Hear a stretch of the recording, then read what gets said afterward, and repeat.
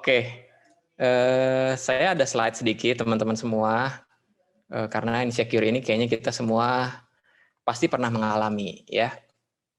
Buat yang nggak ngerti apa itu insecure, nanti kita akan belajar sama-sama gitu. Iya, oke. Saya akan pimpin dalam doa dulu ya. Mari kita berdoa sebelum kita belajar firman Tuhan. Mari kita berdoa. Tuhan, kami ucap syukur untuk kasih dan penyertaan-Mu. Kami di sini, para remaja GKI Delima, para pendamping, juga ada pendeta Ima di sini, juga hamba-Mu Tuhan, kami ingin belajar bagaimana kami menaruh rasa aman di dalam Engkau, menaruh identitas kami di dalam Engkau. Di tengah begitu banyak distraksi, di tengah begitu banyak perbandingan dengan lingkungan kami, baik itu lewat media sosial maupun lewat kehidupan nyata yang kami alami Tuhan. Terima kasih Tuhan Yesus Kristus untuk kasih dan penyertaan-Mu. Hanya di dalam nama-Mu kami bisa berdoa. Haleluya. Amin. Oke, teman-teman, insecure ya.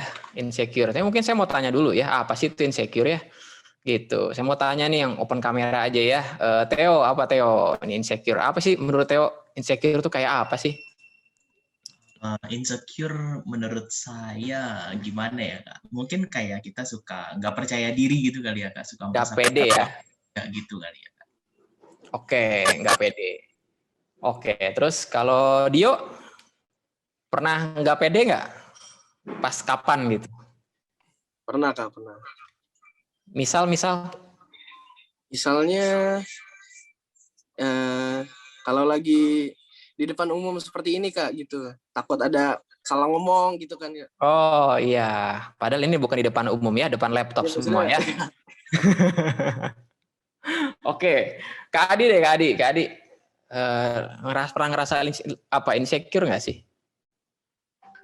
Insecure itu ketika kenyataan tidak sama dengan realita, Kak. Waduh, perih ya kayaknya ya. Perih ya. Iya, itu definisi kecewa Kak Adi ya. Jadi kecewa itu gampang teman-teman. Kecewa itu selisih antara harapan dan kenyataan ya. Betul nggak? Makin tinggi harapan, makin bawah kenyataan, kecewanya makin besar. Ya. Betul banget. Demikian halnya dengan insecurity ya. Masing-masing kita pasti pernah mengalami itu ya. Dan apa yang teman-teman bilang juga beda-beda ya. Maksudnya ada yang merasa insecure karena ini, ada yang merasa insecure karena itu ya. Intinya kita tidak merasa aman, kita merasa tidak yakin atau tidak percaya diri ya. Nah, saya ngambil gambar ini, nanti teman-teman akan lebih banyak melihat gambar ini karena dia lagi pegang handphone ya, dan juga dia pakai topeng tuh ya. Dan anak sekarang tuh sumber insecurity-nya tuh kebanyakan lewat handphonenya ya. Ngelihat di medsos ada yang makannya pizza, KFC, sementara di rumah tempe dan tahu ya, insecure gitu kan. Yang lain followernya udah banyak, saya cuma 3, itu pun papa, mama, dan adik, itu pun dipaksa ya. Insecure ya, kayak gitu ya. Semuanya ada teman-teman ya. Dan mungkin zaman saya sama Bu Ima dengan Kak Adi, kami nggak terlalu merasa insecure sehebat sekarang. Karena dulu paling perbandingan kami anak tetangga sama anak RT sebelah, gitu aja. Kalau kalah main kelereng, ya udah, kita nggak ada tuh. Ya kelereng, berapa banyak kelereng di kompleks sebelah, nggak tahu, kadang mungkin nggak kenal juga, paling RT sebelah. Ya, jadi dulu itu tidak sehebat sekarang. Makanya kenapa banyak anak remaja yang akhirnya stres, depresi, cuma gara-gara dia merasa berbeda dengan orang lain. Ya, nah ini akan kita pelajari sama-sama teman-teman ya. Jadi insecure itu sebenarnya tadi yang Theo bilang ya, kurang percaya diri. Dia juga bilang, Kak Adi juga bilang seperti itu. Jadi kita merasa siapalah gua gitu ya. Kalau saya dulu, kalau setiap saya bawain webinar tuh, kalau saya bilang siapalah kita, kadang saya nyebutnya punya analogi nih, siapalah kita nih kayak sedotan ale-ale. Tahu nggak sedotan ale-ale itu kan kecil banget ya, tanpa arti gitu ya. Kamu cobain aja minum boba pakai sedotan ale-ale, kesiksa tuh kan ya. Jadi bukan apa-apa kita, siapalah aku ya, hanya butiran debu ya. Siapakah aku, hanya sebongkah berlian, cuy lah, itu sih sombong ya. Tapi kita melihat sebenarnya banyak hal yang kita merasa kurang percaya diri ya. Saya kurang tampan ya, saya kurang semua hal tentang fisik ya, saya kurang kaya, saya kurang semuanya ya. Jadi itu yang menurut saya pasti kita alami dalam kehidupan kita masing-masing ya. Kemudian selanjutnya tuh adanya rasa nggak aman. Jadi rasa nggak aman itu gelisah dia ya. Dan biasanya muncul gara-gara kita dibandingkan dengan orang lain. Jadi ada rasa yang nggak aman ya. Yang tadinya kita nomor 1, sekarang ada saingan kita tuh. Jadi insecure pasti. Ya, kita udah ngecengin si A nih, taunya si A ini ada lagi nih, siswa baru datang. Wah, insecure. Yang tadinya kita nomor 1, kita jadi nomor kesekian. Jadi adanya rasa nggak aman dan masing-masing kita punya itu. Ya. Kemudian merasa inferior, ya, ini mirip dengan kurang percaya diri. Jadi merasa diri kita tuh kecil, nggak ada apa-apanya. Ya, padahal Tuhan kasih kita tuh udah banyak. Ya. Jadi kurang lebih insecure itu seperti itu teman-teman. Kurang percaya diri, adanya rasa tidak aman, kemudian merasa inferior dibandingkan orang lain. Ya. Nah, jadi menurut saya kalau teman-teman mengerti tentang rasa-rasa ini, teman-teman merasakan itu, teman-teman bisa merasakan atau bisa aware atau bisa waspada bahwa waduh bahaya nih, saya udah mulai merasa insecure. Ya. Pasti kita merasa seperti itu, ya. Apalagi nanti kalau udah masuk dalam kehidupan kalian, mungkin ada yang udah nanti kuliah, kerja, kemudian mulai mencari pasangan hidup, itu tuh akan muncul rasanya, ya. Dan saya dikelilingi dengan banyak orang yang inferior, yang insecure. Saya juga demikian, ya. Dan masing-masing kita menurut saya akan selalu ada rasa insecure. Jadi apa yang akan saya sharingkan sama teman-teman sebetulnya bukan untuk menghilangkan rasa insecure itu. Justru harus kita kenali, kemudian kita bawa itu pada Tuhan. Ya, karena teman-teman pasti akan merasa insecure. Kalau teman-teman bilang, kayaknya orang yang paling kaya nggak akan merasa insecure, silakan tanya aja sama dia. Pasti dia pun merasa tidak insecure. Ya, dia pun merasa tidak insecure. Dia pun akan merasa insecure. Ya, teman-teman ingin terkenal, tanya sama artis yang paling terkenal atau yang terkenal, merasa insecure nggak? Mungkin dia akan bilang merasa insecure. Apalagi kalau udah dalam satu konser dengan orang-orang yang jauh lebih hebat daripada dia. Ya. Maka teman-teman di sini saya tidak akan sharingkan gimana caranya untuk menghilangkan insekuritas kita. Karena itu pasti ada. Udah pasti ada, ya. Karena mau kita merasa paling hebat, kita ketemu dengan orang yang kita anggap lebih hebat, kita akan merasa insecure juga. Kita yang udah paling senior di sini, tiba-tiba datang yang baru dan dia lebih menonjol, udah pasti kita akan merasa insecure. Ya, seperti itu ya. Nah, apa sih penyebab insecure? Pertama, ya, saya baca lumayan banyak tentang keadaan diri sendiri atau trauma masa kecil. Kalau teman-teman misalnya di rumahnya itu sering dibandingkan dengan kakaknya. Tuh lihat tuh kakakmu tuh belajar terus. Lah kamu belajar apa? Wah, mungkin belajar main kelereng gitu ya atau nggak tahu ya. Pokoknya dibanding-bandingkan. Ya, kalau teman-teman merasa ini, teman-teman tanpa sadar itu akan teman-teman tuh bawa dalam kehidupan sendiri. Ya, saya kasih contoh. Saya punya teman yang dari dia kecil tidak pernah ulang tahunnya dirayakan. Bayangkan. Waktu balita dia nggak pernah dirayain, waktu SD nggak pernah dirayain. Maka waktu pas saya ngobrol dengan dia merasa nggak ada yang menginginkan gue. Jadi kalau dia ulang tahunnya dirayain tuh dia merasa terharu. Karena apa? Karena dari kecil dia nggak pernah dirayain ulang tahun oleh orang tuanya. Sehingga dia tiap dia ketemu, ini cowok ya, tiap dia ketemu dengan cewek itu kayak gemeteran, kemudian selalu bikin blunder. Pokoknya bikin blunder aja. Udah deket-deket, kagak jadi lagi. Ya. Saya udah jadi konsultan dia selama bertahun-tahun, ya saya sih sebagai sahabat yang baik, ya sabar aja gitu ya. Itu keadaan masa kecil. Kalau teman-teman dibandingkan dengan kakak, dibandingkan dengan adik, tuh lihat tuh adikmu tuh. Lihat kakakmu tuh, ya. Kakakmu tuh ranking 1, kamu ranking 3 dari 4 orang. Ranking 3 sih, tapi dari 4 orang. Tetap di bawah kan? Ya. Lihat lemari kakak kamu penuh dengan piala, kamu penuh dengan panggilan dari sekolah. Selalu dibegitukan. Saya punya satu lagi, dulu anak ini, saya dari GKI Cimahi teman-teman, nama saya Chris, tadi saya lupa kenalan ya, saya profesinya sebagai dosen. Saya aktivis kaum muda sejak 2004. Jadi tahun ini saya Sweet 17 ngurusin anak muda, Sweet 17. Ya dari 2004 kan sampai 2021 ya.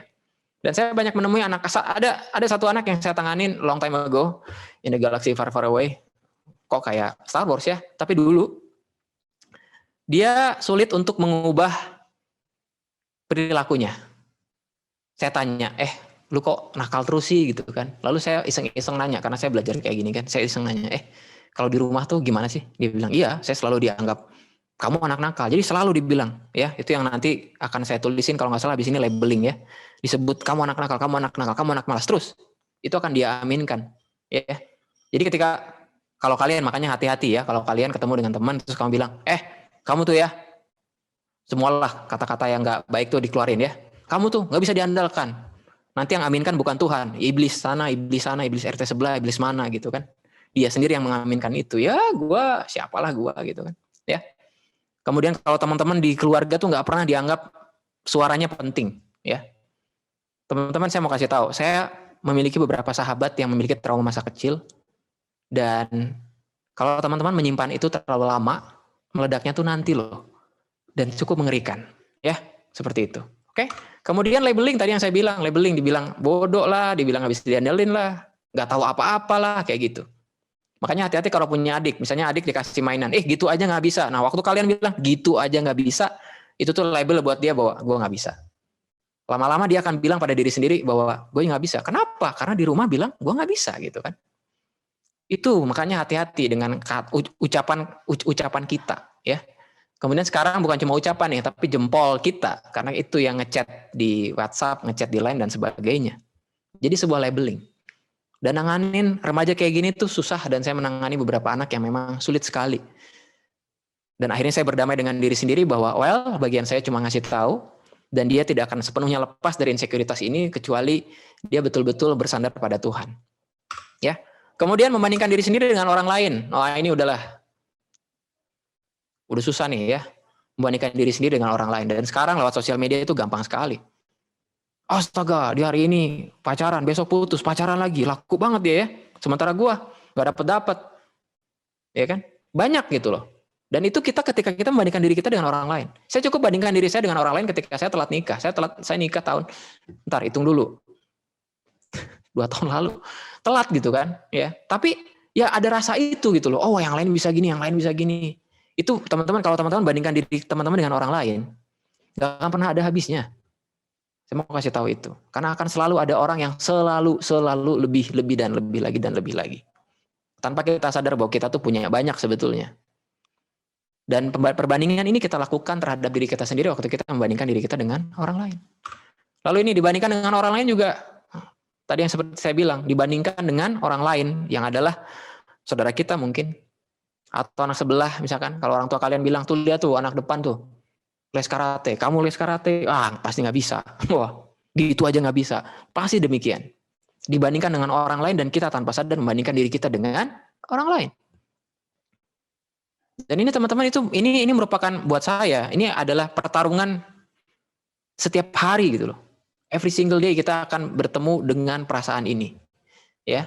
Jadi sekali lagi, yang akan saya sharingkan bukan untuk menghilangkan itu, tapi bagaimana teman-teman mengenal itu.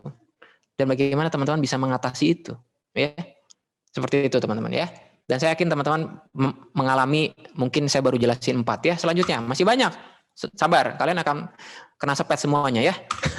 Merasa tidak layak untuk melakukan sesuatu. Misal lagi di sekolah, juara bahasa Inggris di sekolah, saya dulu kayak gitu ya. Wah, bahasa Inggris dia bagus. Begitu masuk dalam lomba antar sekolah, habis juga. Merasa kecil. Dan kalau saya bisa seperti di film kartun, menghilang. Kalau saya punya jurus, saya menghilang. Ya, pernah teman-teman. Saya dulu waktu SMA, futsal oke lah, masuk tim inti kan. Waktu turnamen, saya ngelihat itu lapang futsal segede lapang golf, gede banget. Keringat dingin mulai muncul, passing salah-salah, udah. Pernah kan merasa seperti ini kan? Ya. Makanya teman-teman, kalau teman-teman cuma puas, saya mau kasih tahu ya, untuk yang terakhir ini saya mau bilang gini, teman-teman harus bersahabat dengan rasa ini. Karena kalau enggak, teman-teman akan merasa hebat. Saya ulangi lagi. Kalau teman-teman merasa hebat, teman-teman nggak akan bisa dikasih tahu, nggak akan mau belajar. Contoh. Lah kalau saya cuma hebat let's say ya, saya cuma hebat di RT sendirilah atau di sekolah sendirilah, hebat. Yang lain kalah semua. Gue paling hebat nih, ranking 1, juara umum. Begitu lomba, nggak mau, saya nggak mau lomba, nggak mau kalah dia. Kemudian dia tetap bermain pada area yang kecil. Dia nggak mau merasa insecure itu. Makanya saya bilang teman-teman, insecure bukan semuanya negatif, ada yang positifnya juga. Gitu teman-teman. Makanya teman-teman harus kenal kapan teman-teman harus layak mendapatkan insekuritas. Contoh, begitu teman-teman masuk dalam liga, saya sebut sebagai liga yang lebih besar, ya, teman-teman tuh akan merasa insecure. Kemudian begitu teman-teman bisa mengatasi itu, teman-teman akan bisa thriving di situ. Bukan cuma survive, tapi thriving. Saya mau kasih tahu ya, sorry kalau pakai analogi bola, saya suka bola. Tim yang juara di divisi 1, juara dia, juara. Musim ini ya, juara, angkat piala, masuk divisi utama kan? Apa yang terjadi dengan tim itu? Babak belur, 7-0, 8-1. Kalau dia merasa insecure-nya, kan pasti insecure kan? Guys, mungkin kalau di ruang ganti ya guys, perasaan tuh bulan lalu tuh kita juara loh. Perasaan tuh juara loh. Tapi kok Sekarang kita 7-0, 8-0. What a humiliation, bener nggak? Iya kan? Iya. Loh kalau teman-teman misalnya cuma puas di sekolah sendiri, ya teman-teman puas cuma di gereja, di gereja tuh nggak ada yang ngerti sound system selain gua, nggak ada yang ngerti.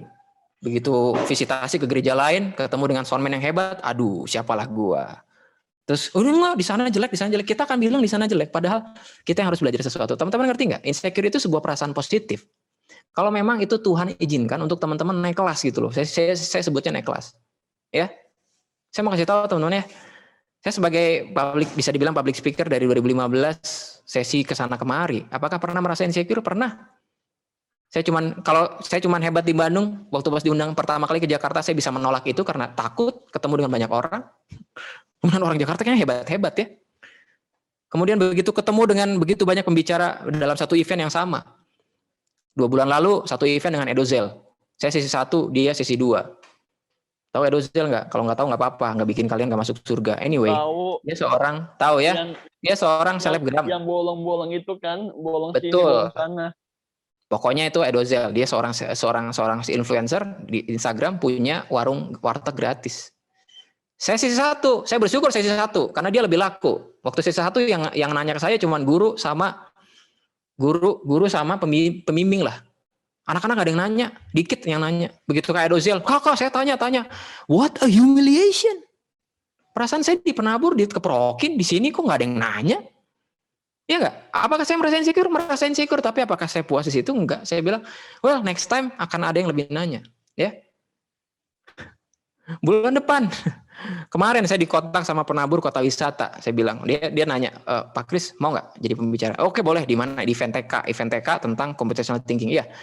Terus saya lihat susunan acaranya, terus habis itu yang ngundang bilang kepala sekolahnya, Bu Sri kalau nggak salah, Bu Sri Lesari bilang, ya Bapak sesi 1, lalu sesi 2-nya itu Menteri Pendidikan kita Pak, Mas Menteri. Saya bilang, gimana Bu? Saya sampai gemeteran pegang handphone. Terus dia bilang, iya nanti kalau Mas Menteri nggak bisa yang mewakili. Lalu saya dalam hati bilang, gimana kalau yang mewakili aja yang muncul, jangan dia. Siapalah saya gitu kan. Kalau teman-teman puas dengan keadaan teman-teman sekarang, satu, teman-teman nggak akan pernah belajar.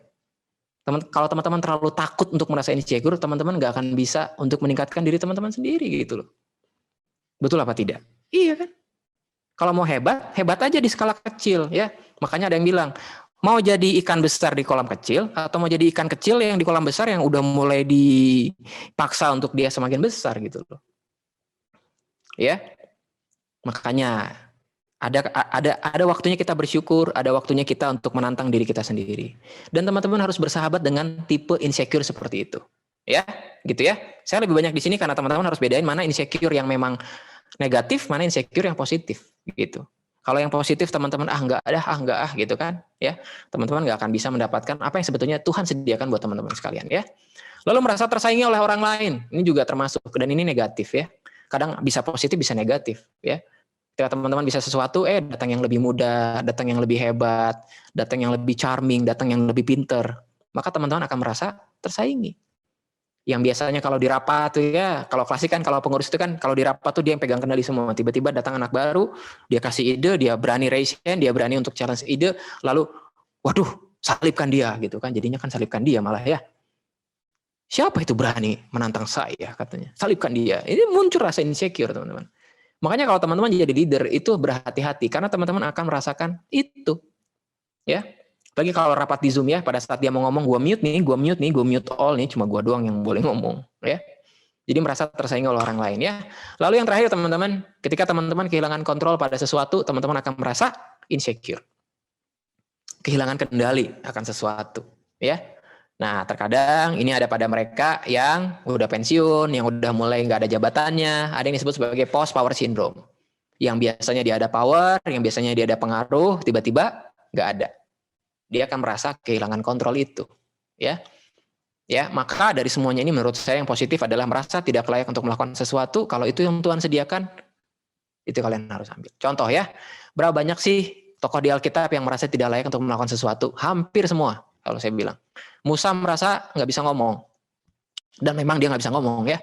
Musa itu kalau saya baca dalam ada satu komentari, dia bukan cuman nggak bisa ngomong di depan atau nggak bisa public speaking, dia tuh gagap, segagap-gagapnya. Jadi gitunya tuh ada banyak ya. Makanya Tuhan sediakan Harun. Ya. Gideon waktu pas dikunjungi Tuhan, dia bilang, siapalah saya Tuhan, saya adalah keluarga terkecil dari suku terkecil, udah masuk sukunya terkecil, dia juga keluarga terkecil, dan dia adalah anak yang kecil paling kecil ya. Itu teman-teman ya. Lihat insekuritas pada Saul, ketika Daud jauh lebih dikasihi, dia kehilangan kontrol. Ya, betul atau tidak? Ya kan? Maka teman-teman harus mengerti ini. Kalau enggak, teman-teman akan ekstrimnya, gue nggak mau merasa insecure, atau teman-teman terlalu insecure, sehingga teman-teman tuh jadinya tidak keluar dengan potensi yang terbaik. Ya, gitu. Nah, teman-teman ada satu, mungkin kalau di sini saya sebutnya sebagai the spotlight effect ya.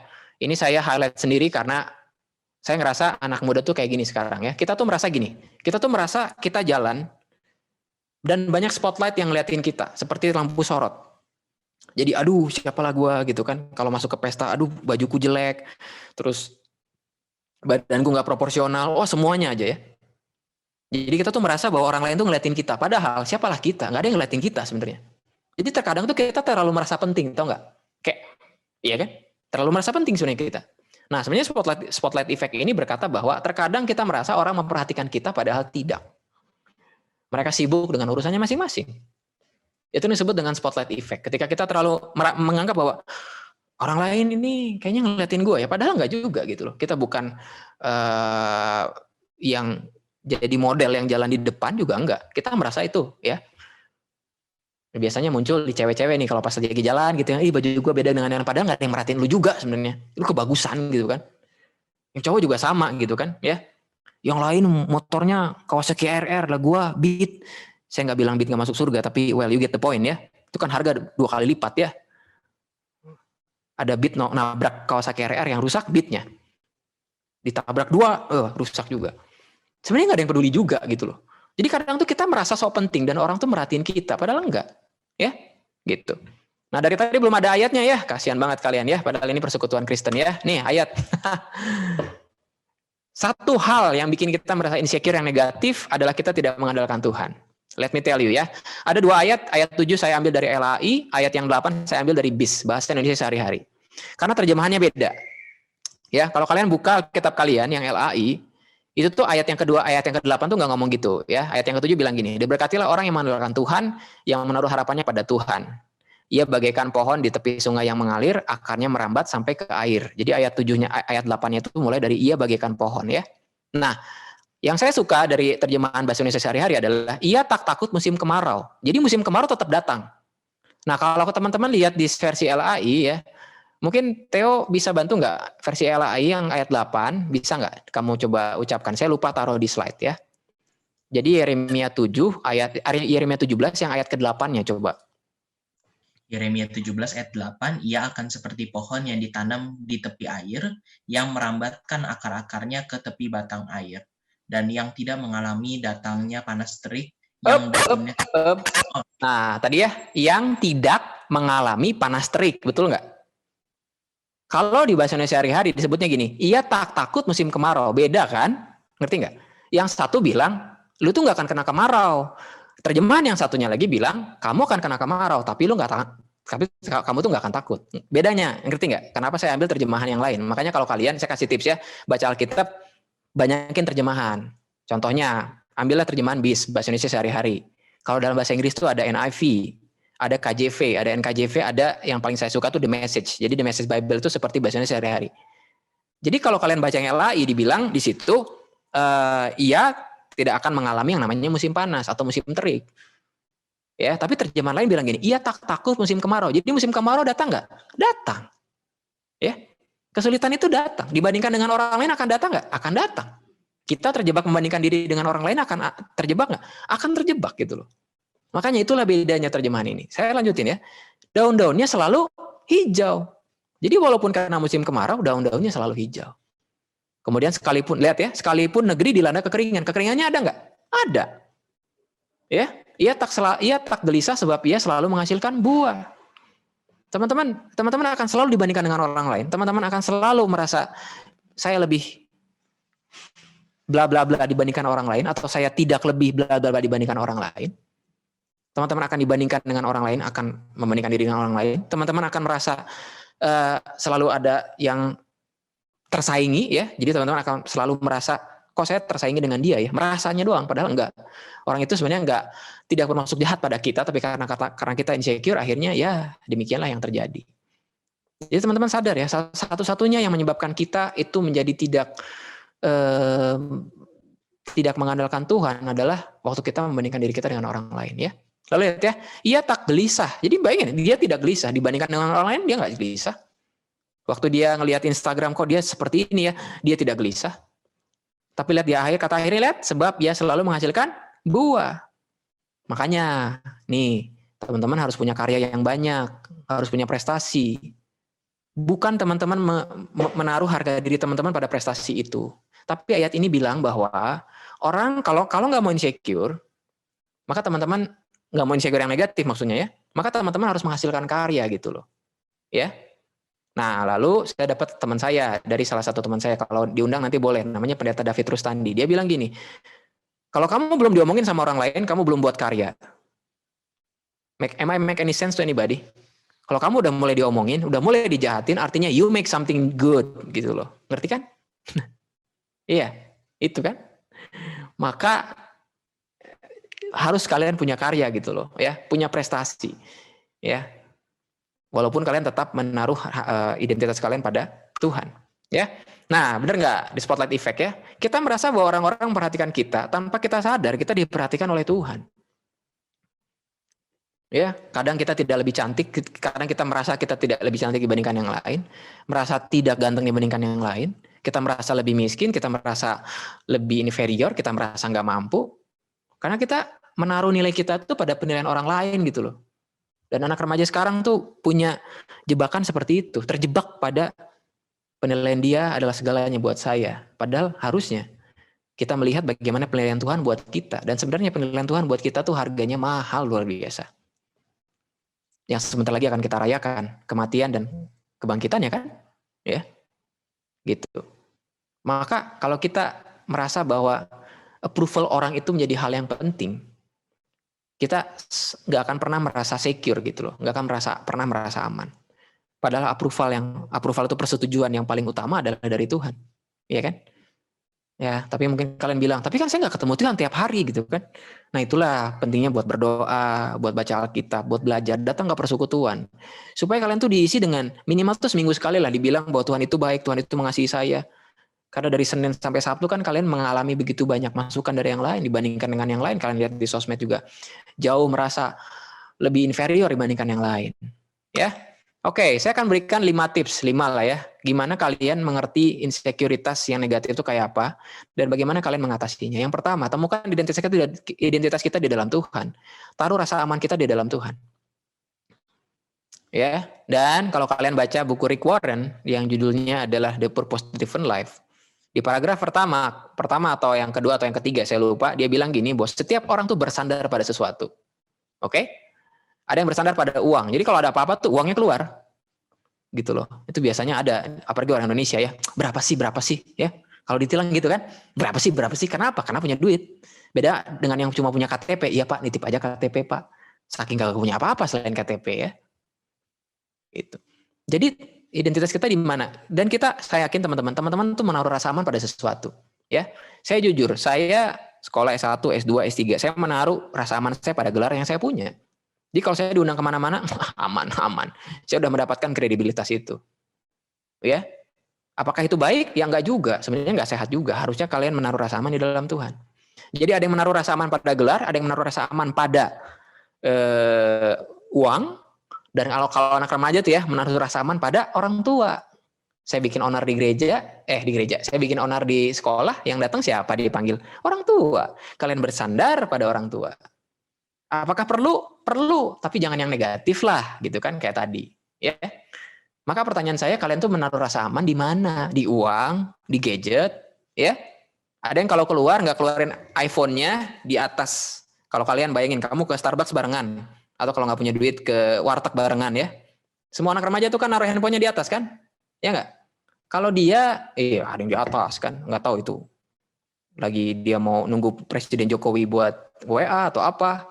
Dia nunggu ada panggilan karena dia ada punya part time sebagai Iron Man gitu kan. Ya, atau Wonder Woman atau siapapun itu dia taruh di atas kan. Ada yang menaruh rasa amannya pada gadget. Jadi kalau dia kemana-mana, kalau gue nggak bawa gadget, siapalah gue miskin banget, gue kismin istilahnya. Kismin kali kau ya. Ada yang menaruh rasa aman pada gadgetnya, ada yang menaruh rasa aman pada prestasinya, ada yang menaruh rasa aman pada bentuk tubuhnya, gitu loh. Isi TikTok gitu kan sekarang kan, ya kan?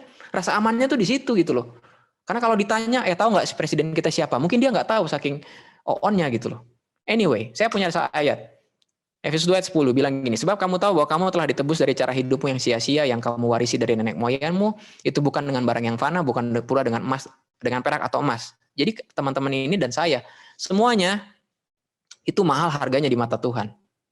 Ya, kita disebut sebagai biji matanya dan kita ditebus bukan dengan perak atau emas yang ketika itu merupakan yang paling mahal, melainkan dengan darah yang mahal, yaitu darah Kristus yang sama seperti darah anak domba yang tak bernoda dan tak bercacat. Saya kasih ilustrasi di sini kacamata. Teman-teman harus melihat diri teman-teman itu dalam kacamatanya Tuhan. Ya. Jadi kalau bayangin. Ini reka adegan ya. Ini kalau ada lagu latar tuh jedeng gitu ya, reka adegan ya. Bayangkan kamu bangun setiap pagi atau bangun di satu pagi, kamu diberikan yang namanya kacamata dari Tuhan. Trek dipasang. Kamu kemudian melihat diri kamu di cermin, saya yakin kamu tidak akan memperlakukan dirimu dengan sembarangan. Betul nggak? Iya kan? Iya. Karena apa? Karena pada saat saya pakai kacamatanya Tuhan, saya lihat di cermin. Kalau kalian anak remaja mungkin, kalau kalian yang bilang siapalah saya, pada saat kalian melihat kacamata itu, melihat cermin dengan kacamatanya Tuhan, kalian melihat cara Tuhan melihat kalian. Iya kan? Orang-orang tuh gini loh, orang-orang tuh melihat kita tuh sekarang yang culun-culun ini kan, ya, yang kadang nggak ada yang dibanggain gitu kan. Tapi Tuhan itu melihat nanti. Makanya kalau teman-teman diberikan ya satu insight atau sebuah pemahaman bahwa cara Tuhan melihat saya berbeda, maka teman-teman itu memperlakukan diri teman-teman itu dengan hormat gitu loh, dengan tidak merendahkan diri sendiri, ya. Makanya terkadang saya begitu, ya, ketika wah kalau gimana cara pandang Tuhan terhadap saya, itu yang harus direnungkan oleh kita bersama, ya. Kemudian yang kedua, nih paham ya, hidup itu bukan balapan guys. Kamu mau dapat pacar, kamu mau dapat pacarnya nanti sebenarnya ada bedanya gitu loh. Cara Tuhan bekerja untuk setiap orang itu berbeda dan ya, karena ketika dalam satu geng gitu ya, semuanya udah punya pacar, gue belum. Ada syarat masuk surga harus punya pacar kan? Enggak.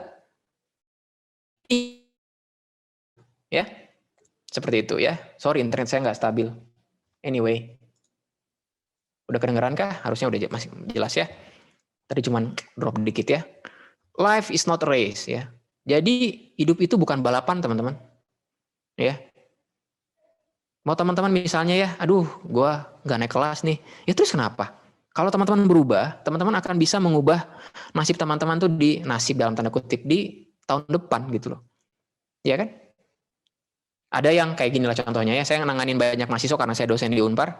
Pak, tolonglah Pak. Aku nih Pak, IP-nya bagus Pak. Tapi belum dapat kerja Pak sampai sekarang Pak.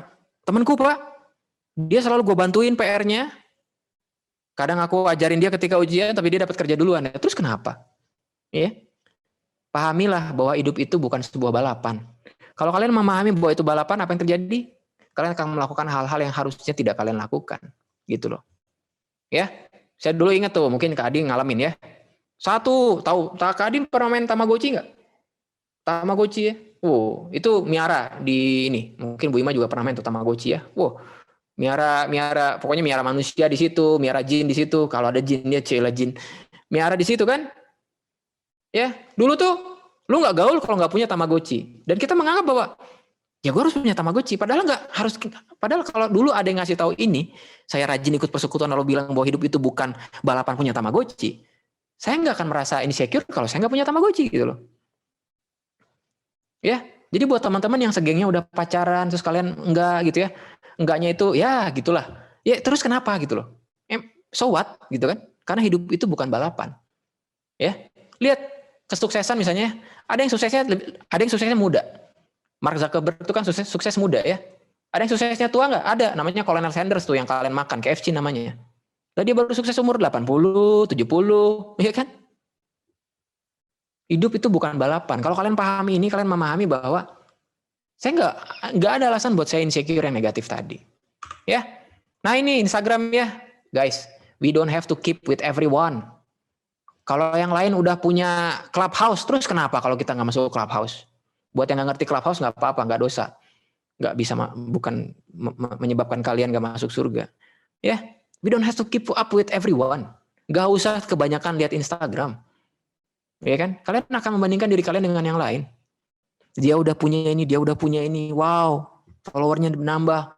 Dia masuk dalam event ini. Well, we don't have to keep up with everyone. Ya, harusnya tuh kita itu harusnya tuh keep up dengan diri kita sendiri. Jadi jangan bandingkan diri kita dengan orang lain, tapi bandingkan dengan diri kita di hari kemarin atau tahun lalu. Makanya kalau bandingkan diri itu dengan diri sendiri, biar adil gitu loh. Ya kan? Maksud saya gini lah, kalau kamu bandingkan diri kamu dengan yang lain tuh kayak bandingin pisang goreng sama tahu isi. Lah beda lah, yang satu manis, satu asin. Satu bisa dikasih cengek, satu enggak. Emang pisang goreng iri sama gehu? Itu gehu kok bisa dimakan sama cengek ya? Lah kalau pisang goreng sama cengek, nggak tahu kalau teman-teman makan pisang goreng sama cengek, betapa aneh ya teman-teman. Ya lu pisang goreng sama cengek ya enggak enak. Lah terus kenapa? Iya kan? Iya enggak? Iya. Ya.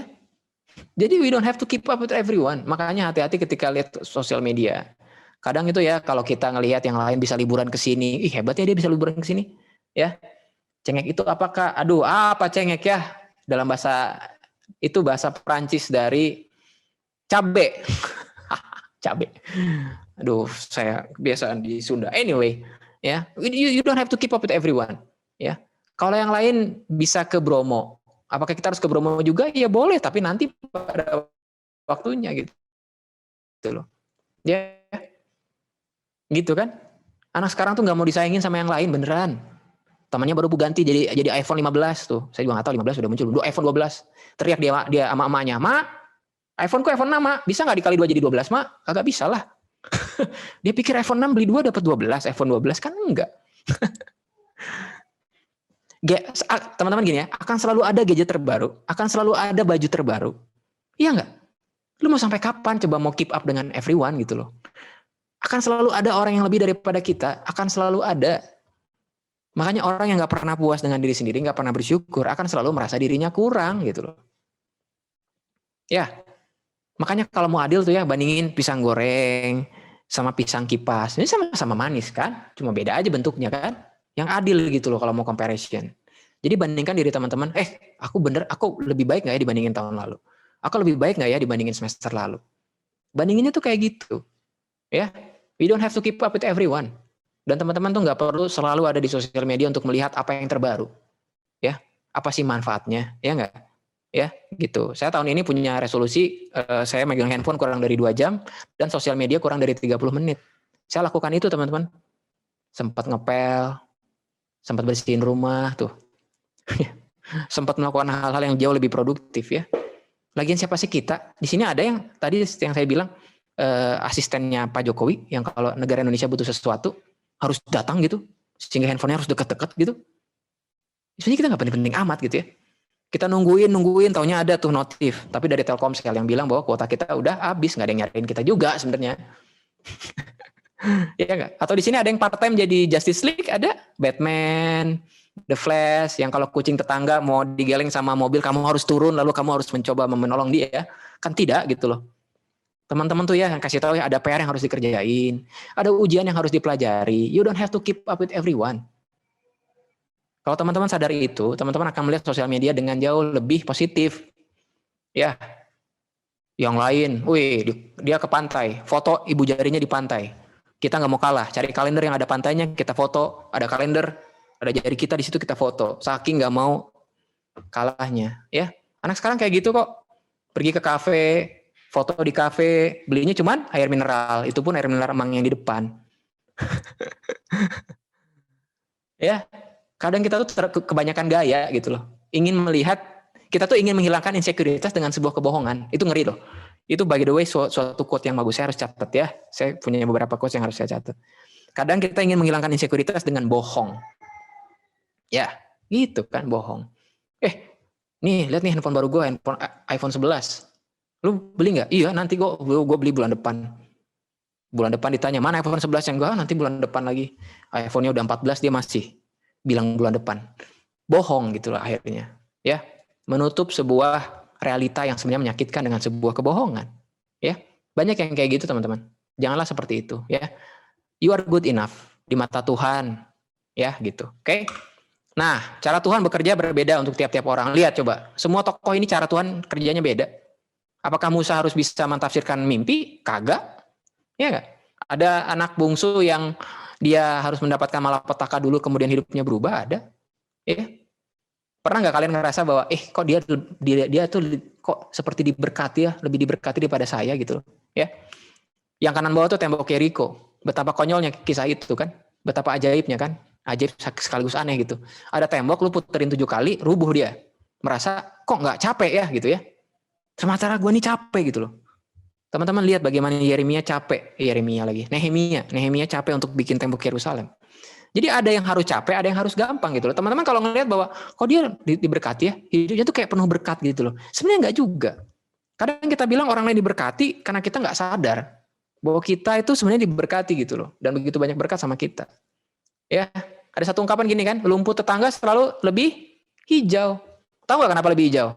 Karena rumput kita nggak pernah dirawat, ngerti? Am I make any sense anybody? Ya, cara kerja Tuhan tuh beda-beda tiap orang. Ada yang pas SMA-nya pacaran kemudian jadi, ya ada yang nanti, ada yang tunggu waktunya Tuhan. Iya, tiap-tiap orang beda. Oke? Ya. Ya, seorang Yosua nggak usah dia bisa menafsirkan mimpi karena cara kerjanya beda. Ya. Gideon dipanggil waktu muda, Daud dipanggil waktu muda, lah Musa dipanggil ketika di usia dia udah lanjut. Ya. Makanya kalau kalian dekat dengan Tuhan, kalian tuh tahu rencana Tuhan buat kalian itu apa. Jadi kalian tuh nggak bandingkan dengan yang lain karena nggak adil, teman-teman. Emang di surga mereka sirik-sirikan? Ya. Gideon emang bilang sama Musa, kok lu tua banget sih dipanggil Tuhan? Gue lebih muda lo dipanggil. Kan enggak. Iya enggak? Mereka tuh kan gak sering sirik-sirikan kan? Yosua ketemu sama Nehemia. Kok lu repot ya? Repot gitu loh buat bikin tembok Yerusalem. Lah gue, I have to do exactly nothing. Cuman keliling 7 hari, 7 kali itu. Lalu terakhir 7 kali, rubuh dia. Berkat Tuhan tidak ada padamu. Enggak, Nehemia diberkati Tuhan dengan caranya. Betul apa tidak? Ya, makanya baca Alkitab itu jangan sepotong-sepotong. Ya, kalian ngelihat, wih Yosua muter tembok. Gue juga mau meluluhkan hati dia. Gue puterin dia 7 kali. Mau gimana nggak aneh? Ya kan dibaca, Yosua bisa merubuhkan tembok Yerusalem. Tembok hati dia begitu keras, maka saya puterin dia 7 kali. Harus di depan gereja GKI Delima. Ya itu penatua bingung, Kak Ima bingung kenapa dia muterin. Kak Adi bingung kenapa dia muterin. Ya. Teman-teman beda-beda teman-teman ya. Teman-teman akan gini, saya mau kasih tahu. Bandingkan diri dengan lain tuh nggak akan pernah ada habisnya. Ya, gitu. Oke? Nah, sebelum di the best version of you ada satu yang saya baru kepikir, saya belum taruh di sini. Teman-teman mesti punya komunitas yang baik dan saya berdoa komunitas remaja di GKI Dilema itu seperti itu. Ya. Saya berharap ya, saya bukan nyindir ya, teman-teman berani buat open camp semua, dan teman-teman merasa tidak dihakimi dengan latar belakang yang mungkin ada sawah di belakang, yang mungkin ada ibunya bolak-balik, yang mungkin ibunya ada salto 360 di belakang. Saya berharap itu. Saya berharap, teman-teman, saya mau kasih tahu, saya aktivis anak muda sejak 2004. Kalau ada komunitas yang bisa nerima kalian apa adanya, ya, yang walaupun siapalah gue, mungkin gue belum mandi baru bangun pengen persekutuan, tutup kamera gitu kan, teman-teman tahu teman-teman harus pulang kemana, di mana teman-teman diterima. Teman-teman saya mau kasih tahu ya, zaman pandemi kayak gini banyak anak remaja yang merasa tidak diterima, di rumahnya dimarahin, di sekolahnya juga dimarahin. Kalau gereja nggak nerima mereka, yang menerima siapa lagi? Ya, dan saya berharap para pengurus di sini, ya penatua, ada Kak Ima juga di sini, bisa menerima itu tanpa syarat gitu loh, ya kan? Ya, jadi kalau ada yang memang ya begitulah gitu kan ya, terima dia. Menurut saya gini loh, langkah pertama dari pertobatan bukanlah seseorang ketika dia curhat kemudian kita hakimi dengan ayat Alkitab. Langkah pertama dari pertobatan adalah penerimaan. Ngerti? Betul apa tidak? Penerimaan. Ya. Sekarang gini, saya kasih ilustrasi analogi mancing ya. Nah, kalau mancing, apakah kita akan selalu mendapatkan ikan yang tiba-tiba bersih? Kan enggak, aneh kan? Pas mancing, cuk, dapat sushi, langsung udah ada nasinya. Kan enggak gitu kan? Itu kan kotor, bersisik, harus diapain? Dibersihin. Itu tugas gereja bersihin. Ya. Makanya jangan buru-buru kayak, aduh, gue tuh ngerasa dosa kemarin nyontek. Oh, berdosa. Roh iblis keluar daripadamu. Kamu tahu nggak, mencontek itu berdosa? Nggak, terima dia. Kita terima orangnya, kita tidak setuju dengan tindakannya. Ngerti nggak? Gereja tuh harus kayak gitu. Menerima orangnya, tidak setuju dengan tindakannya. Ya kan? Gitu teman-teman ya. Itu yang saya selalu dengung-dengungkan sama komunitas remaja dimanapun. Penerimaan, terima mereka. Sehingga saya berharap mereka tuh udah nggak malu lagi buat cerita. Karena nggak merasa dihakimi gitu loh. Ya, mereka mau terbuka dengan luka hatinya. Tadi yang 2 teman saya yang tadi saya bilang dia punya luka hati ketika kecil, itu karena ada bersama-sama dengan kami itu bertahun-tahun. Kami punya satu kelompok kecil yang memang udah lama. Dan mereka tuh mau untuk terbuka. Kalau teman-teman terbuka, hati teman-teman tuh akan makin damai. Ya, makanya saya berharap nanti kalau misalkan kalian punya model, ini masukan aja.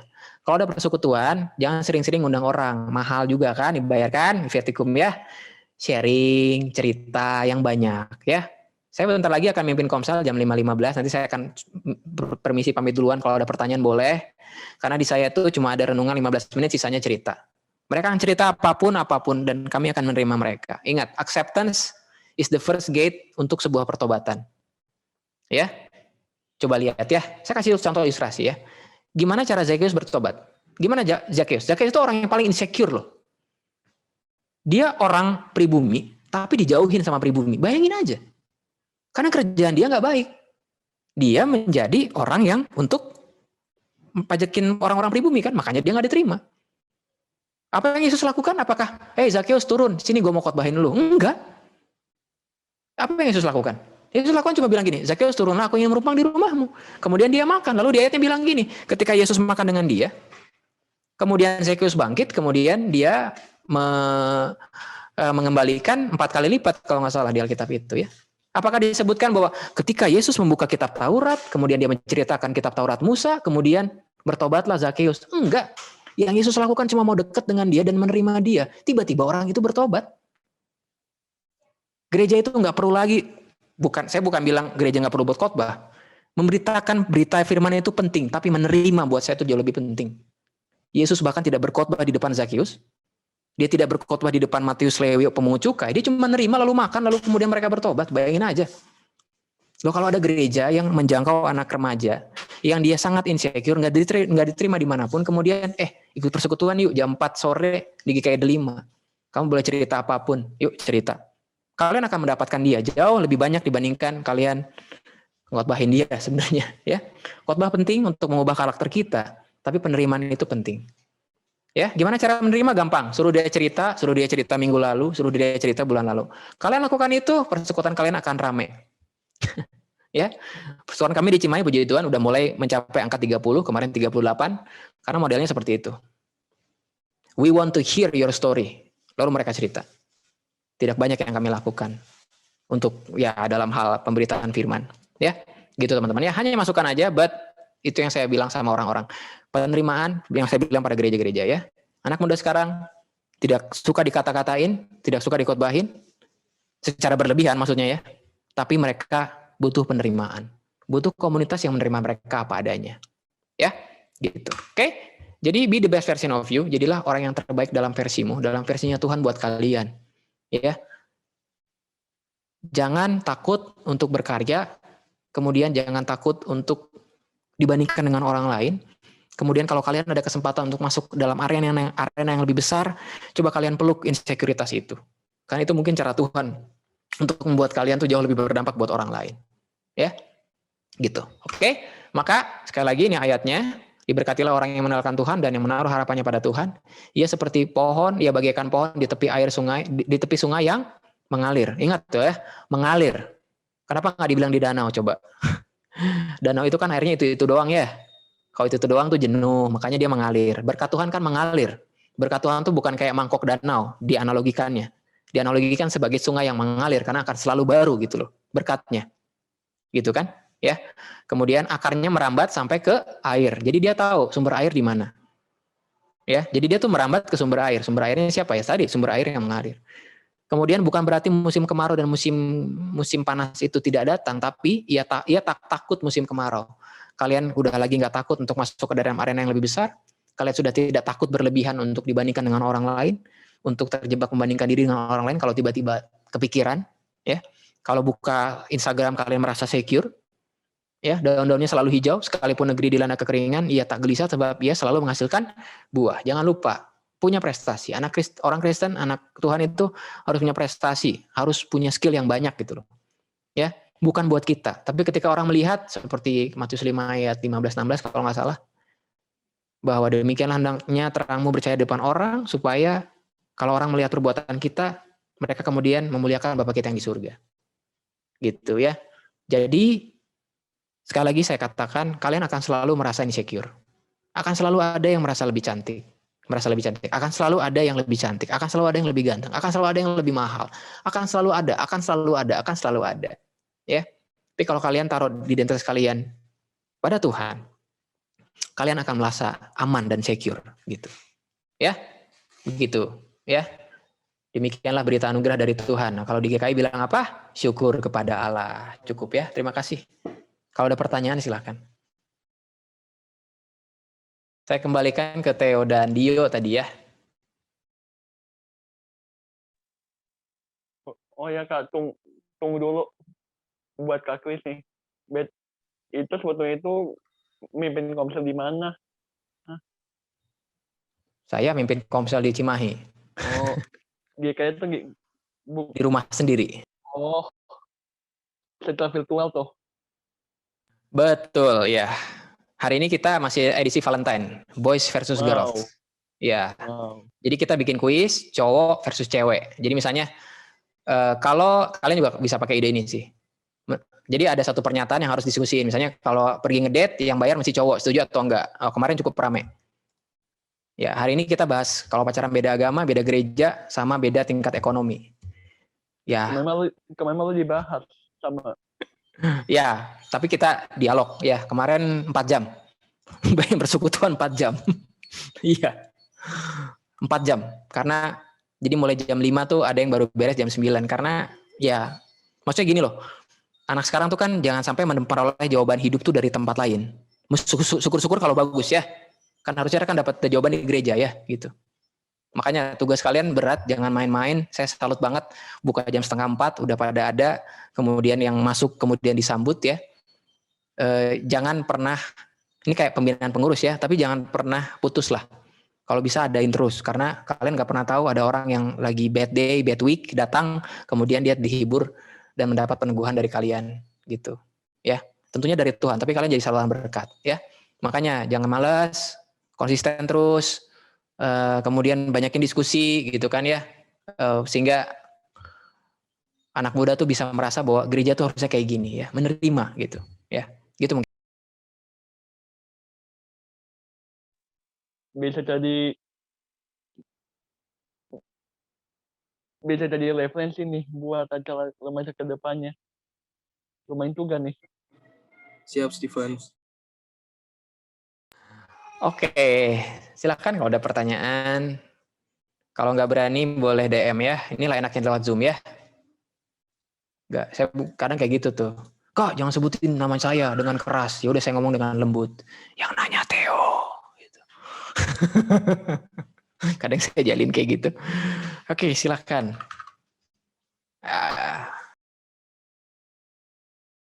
Kak, saya ada pertanyaan Kak mungkin. Ya, Dio, you're welcome. Silakan. Jadi kan anak muda zaman sekarang bisa dibilang yang usia kelompok usia yang paling banyak insecure kan remaja gitu. Apa mungkin itu karena kebanyakan gunain sosmed gitu Kak? Itu salah satu faktornya. Faktor lainnya adalah anak remaja sekarang, saya sih ngelihat terlalu sibuk bandingkan diri dengan orang lain, terutama lewat sosmed gitu. Jadi nggak take times untuk membangun kualitas sendiri sebenarnya. Jadi sebenarnya gini, daripada lu sosmedan ya, mendingan belajar gitu, supaya kualitas dirinya naik gitu, supaya citramu tuh lebih tinggi, terhadap diri sendiri dan terhadap orang lain. Karena kalau ngelihat di sosmed itu yang ada membandingkan diri gitu loh. Ya paham nggak? Lihat aja di screen time kalian ya, berapa sih Instagram seminggu? Ada yang 8 jam loh, ada yang 10 jam. Kalau 8 jam dan 10 jam itu belajar bahasa Perancis, lalu kalian bisa ngomong sama orang Perancis kan jauh lebih berguna ya nggak sih gitu kan? Ya, jadi memang ada pengaruhnya sosial media, Dio. Sisanya tadi trauma masa kecil dibandingkan dengan orang lain gitu. Cuma kebanyakan sosmed juga ya begitulah ya. Gitu Dio. Saya 4 jam Bukan setengah penyebab Kak. utama, ya.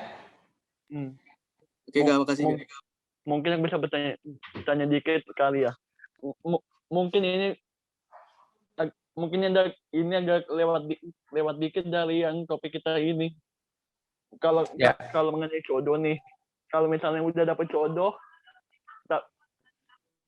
sama Kristen nih, kalau misalnya tahu-taunya kalau misalnya dia benar-benar dia bukan Kristen beneran tapi hanya Kristen KTP, itu terus gimana dong kita responin dia? Ya, itu kalau kata saya sih nggak perlu ada alasan insecure buat itu ya. Makanya kalau relationship itu panjang banget, bisa ada satu sesi lagi, mungkin satu camp retreat soal itu ya. But anyway, kalau itu yang terjadi, maka yang kita lakukan, kita nggak bisa maksa. Iman tuh nggak bisa dipaksakan ya. Kita tuh bisa ngajak dia ikut persekutuan, ibadah bersama misalnya kalau nanti udah onsite. Gitu aja sih ya. Lagian Terakhir nih, kalau misalnya beda gereja gimana? Bukan beda GKI loh ya, GKI 5 maupun GKI 5 enggak. Kalau misalnya satu GKI, satu GBI gimana? Terima atau tolak? oh iya, itu panjang. Saya nggak bisa bahas dalam waktu 1 menit. Bahas aja nanti di sini ya, gitu. Oke, silakan jika ada lagi. Saya punya waktu 1-2 menit. Saya harus pamit duluan soalnya ya. Langsung ke kesimpulannya aja kali ya, Kak. Oke, kesimpulannya, teman-teman nggak bisa menghilangkan rasa insecure, karena pasti ada. Seperti pohon yang ada tadi di Yeremia tadi, 17 ayat 7-8, bahwa musim kering akan ada. Teman-teman akan terjebak membandingkan diri dengan yang lain, akan terjebak dalam perasaan insecure, tidak kurang percaya diri ya. Tapi ingat, ada insecure yang harus kalian peluk, embrace, waktu kalian masuk dalam arena yang lebih besar. Ada juga yang memang harus kalian atasi. Ya, maka perasaan insecure akan kita alami. Ya, makanya itulah pentingnya untuk mengandalkan Tuhan seperti yang Yeremia tadi katakan. Ya, ingat jangan bandingkan diri dengan orang lain, tapi bandingkan diri kalian dengan diri kalian sendiri. Apakah saya lebih baik dari tahun lalu? Apakah saya lebih baik dari semester lalu? Apakah saya lebih baik dari waktu saya 2-3 tahun yang lalu? Ya, sehingga kalian membandingkan diri kalian itu dengan adil, tidak membandingkan dengan orang lain. Kemudian cara kerja Tuhan dengan antara kita dengan orang lain itu berbeda-beda. Ya, ingat cara kerjanya beda, tapi Tuhannya Tuhan yang sama gitu. Jadi jangan kalian dengar kesaksian orang kemudian kenapa dia diberkati dibandingkan saya, enggak, karena cara berkatnya beda-beda. Ya, gitu. Semakin kalian mengenal Tuhan, kalian akan tahu bahwa ya ini adalah cara Tuhan bekerja buat saya. Gitu. Ya, thank you.